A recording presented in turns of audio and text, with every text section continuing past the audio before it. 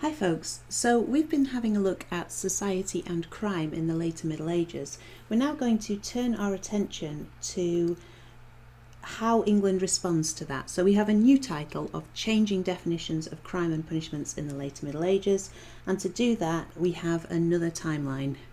I'm sorry if you don't like timelines, we won't be using as many as this in the near future, I promise. What I'd like you to bear in mind though as we go through is that things that happen above this new timeline are likely to relate to the things that are happening below it. So try to keep that in mind and look for those links as well. So we're going to start off with defining crime, and remember, no action is really criminal until somebody with the power and the authority to say so comes along and says that it is. So in 1275, when we're going to begin, the man with the power and the authority to say so is Edward I, who, remember, is a strong king who is very keen to increase his control over his kingdom.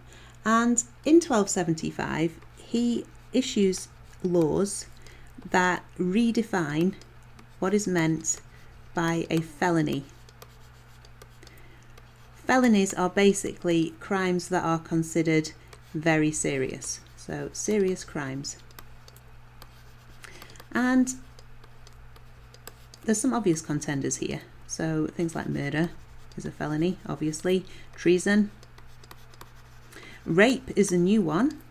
Prior to 1275, rapists were punished by castration, which, if you don't know what that is, ask your teacher or maybe your cat. We also have burglary and theft on this list. Even if you don't actually steal anything, if you get caught doing it, that's enough to count as a felony. But Edward also defines the theft of anything worth over the value of 12 pence, D is pence in old money, as being a felony as well, which is about 3 weeks' wages for an ordinary worker. So maybe not all that much. And remember, with punishments can be designed to serve any combination of 4 purposes really. They can be about getting revenge on the criminal. They can be about making the punishment so scary and awful that nobody else wants to commit that crime. That's called a deterrent. They can be about getting a nuisance or a threat out of your hair. Or they can be about making the criminal into a better person.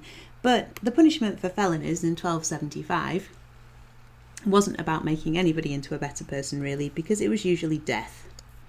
And mostly this was death by hanging, which wasn't a very nice way to go really. It was, your neck wouldn't be broken, so you would be slowly strangled. It was quite painful. What we see though is that before 1350 there are some local variations on this. So some local communities could choose their own methods for the death penalty. So there we go, 1350. So for example, in Kent, they may have carried out the death penalty on you by burying you alive. Incidentally, I draw a lot, and that's partly because I think that information is easier to remember when it's visual, and partly because actually it's easier to talk and draw than it is to talk and write. Don't know if you've ever tried that. Remember though that you are aiming to get really everything that I draw and maybe everything that I say into your notes, because it could all be relevant. So that being said, buried alive in Kent. In Portsmouth, they sometimes burnt people to death. So that's in Portsmouth. And then in some coastal towns and coastal areas, they carried out the death penalty basically by taking the criminal to the top of a cliff and then pushing them into the sea. So that's another potential local variation on the death penalty as well. So, and that's in some coastal areas. So we can see that local communities do still get to make a few choices when it comes to enforcing punishment. Also, and this carries on after 1350, they're also able to define some crimes. So, for example, after the Black Death, manor courts, the local manor courts, begin to define something called scolding as a crime. And this is basically the crime of being an angry loudmouth. It's using abusive language and shouting at people and basically saying things that other people don't want to hear and don't want you saying. So this is usually a crime applied to women, and it's generally punished by some form of public humiliation. So maybe the stocks or the pillory, or they had in some places a device called a cooking stool, which was a sort of wooden contraption that you had to sit in public. And some historians speculate that this is as a result of the Black Death, because that was so disruptive and it really upset the status quo in a lot of ways.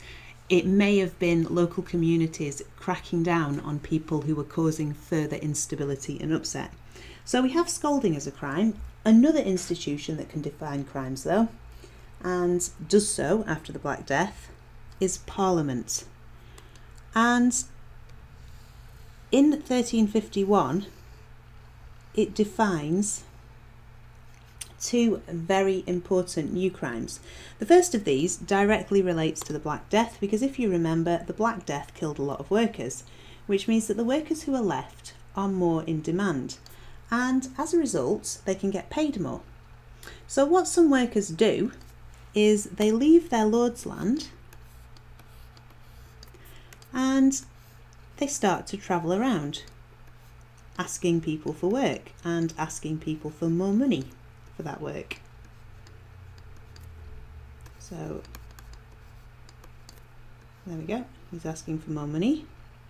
And in 1351, Parliament responds to this by creating a law against what it calls vagrancy, which is effectively the crime of wandering about.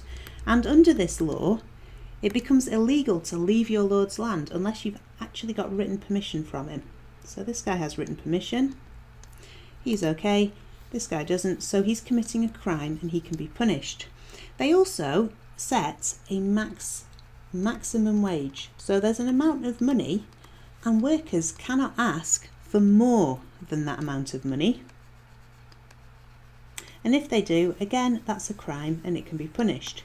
Now we see a little change here because it's Parliament making these laws and not the King, but we also see a little bit of continuity because, funnily enough, Parliament is full of rich landowners who don't want to pay their workers any more money, and they are defining crime in a way that really suits them and protects them.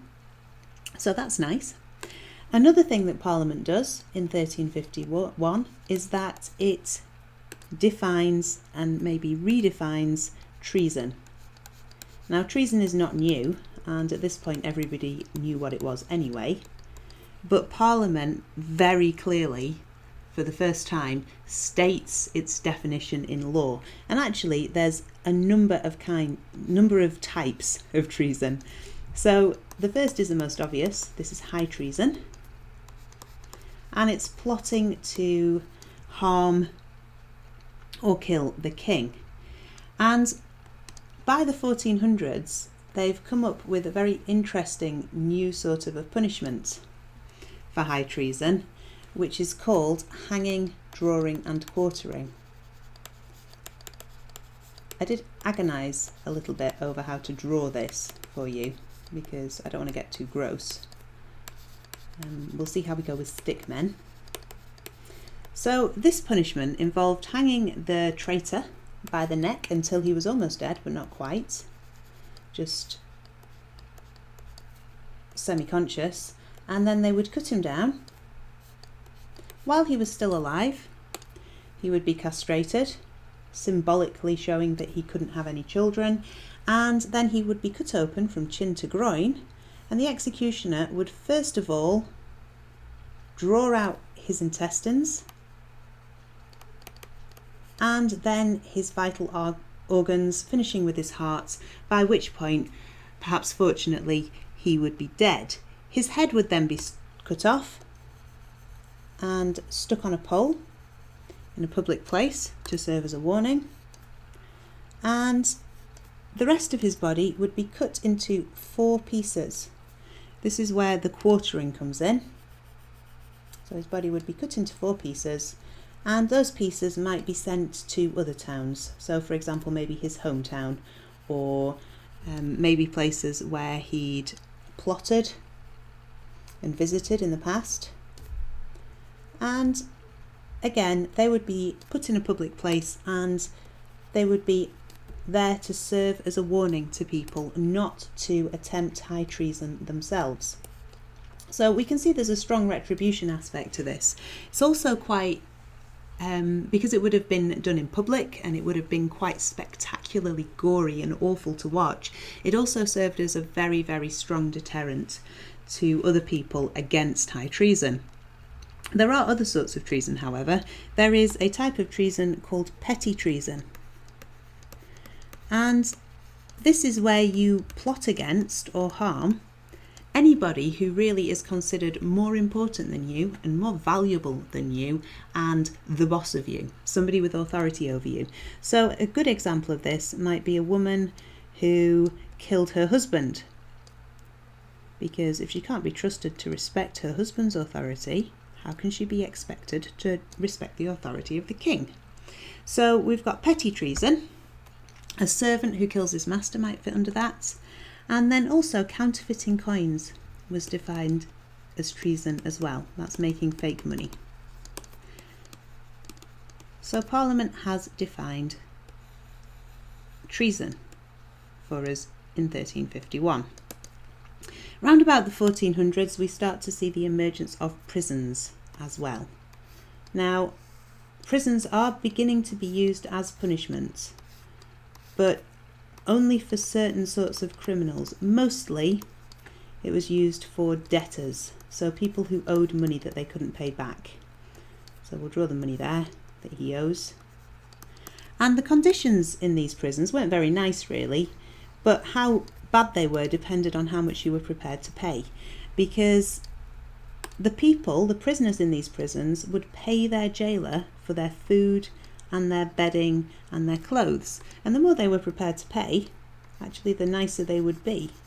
Jailers weren't paid by the king or any other authority. Jailers made their living out of their prisoners. So there are prisons, they're perhaps not very consistent or very well regulated by the 1400s. Also around about the 1400s, there is a reaction to these critics of the church, these lollards who are criticising what the church does and suggesting other ways of doing things. So in response to this, we see 3 laws, one in 1382, one in 1401 and one in 1414, made by the king, which define the crime of heresy. And even though the heresy is a crime against the church, this is being enforced by the king and his government. For example, in 1414, that heresy law makes it the job of the JP to both arrest, so the King's Justice of the Peace, to arrest and punish heretics. 1401, that law creates burning as a punishment for heresy. So heresy is dealt with as well. Finally, there is, throughout this time period, a healthy system of fines. Fines are still being used as a punishment, and where your fine went depended on who had told you that you needed to pay it. So if you were fined by the quarter sessions, run by the King's JP, 4 times a year, or by the 100 courts, then your money would go to the king. If you were fined for a moral crime in the church courts, then your money would be going to the church. If you were found in the borough towns, which were special courts set up for towns, they're a little bit like 100 courts, then your money would go to the mayor. So from the borough courts, fines go to the mayor. And finally, if you were fined, I'm just going to move him because he's not quite in the right place. I'm down here, thank you. If you were fined in your local manor court, then your fine would go to the local lord. So basically your fine was going to whoever was responsible for deciding that you should pay it in the first place. This has been another quite hefty and detail heavy session, so well done for getting through it. I will see you next time.